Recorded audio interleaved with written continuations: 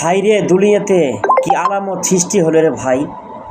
আমি একজন দর্জি কাজ করি, মাকে খেজমত করি রে ভাই।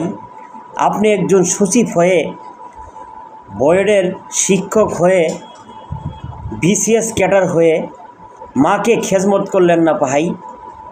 কেমন দুনিয়া রে ভাই। তাই আমি বলি, শিক্ষিত নামে কলঙ্কিত হয়ে গেলেন রে ভাই। তাই আমরা সবাই সচেতন হয়ে যাই রে ভাই।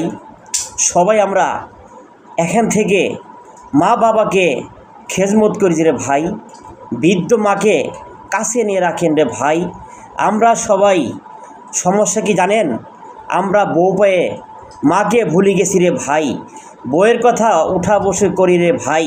কথাটা কি যদি ভালো লাগে সবাই শেয়ার করে দিবেন ভাই। আর এই ভিডিওটা কমেন্ট বক্সে জানাবেন রে ভাই, আমি যে কথাগুলো বললাম কথাটা সত্য কিনা ভাই।